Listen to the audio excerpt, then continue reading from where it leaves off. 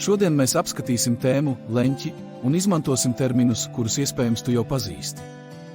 Tātad leņķis ir veids, kā mēs aprakstām, cik tālu viena taisne ir atvērta salīdzinājumā ar otru. Iedomājies, ka leņķis ir kā atvērtas grāmatas lapas. Ja lapas ir tuvu viena otrai, leņķis ir šaurs, bet jo plašāk ir lapas, jo platāks ir leņķis starp tām. Leņķus mēra grādos. Pilnais leņķis aplis ir 360 grādi, un visi citi leņķi ir daļa no pilnā leņķa, tātad mazāki par 360 grādiem. Tagad par leņķu veidiem. Sāksim ar taisno leņķi, tas ir tieši 90 grādi. Tas ir kā leņķis starp sienu un grīdu, pulkstenī tas ir tieši 15, klau, ceru tu pazīsti pulksteni ar ciparu rādītājiem. Šaurais leņķis ir mazāks par 90 grādiem.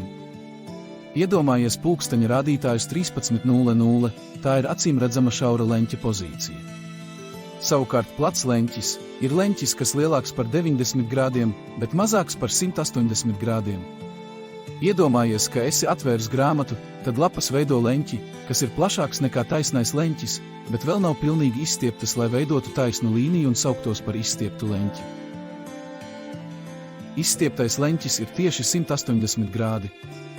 Tas izskatās kā taisna līnija. Pulkstenī tieši 6. Nākamais ir atvērts leņķis. Tas ir lielāks par 180 grādiem, bet mazāks par pilnu leņķi.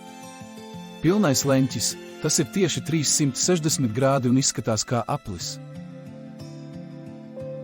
Leņķi ir ļoti svarīgi matemātikā, jo tie palīdz mums saprast, kā objekti ir novietoti telpā un kā tie savstarpēji saistās. Tā ir fundamentāla prasme, kas noderēs ne tikai matemātikā, bet arī ikdienas dzīvē. Par leņķiem tas vēl nav viss.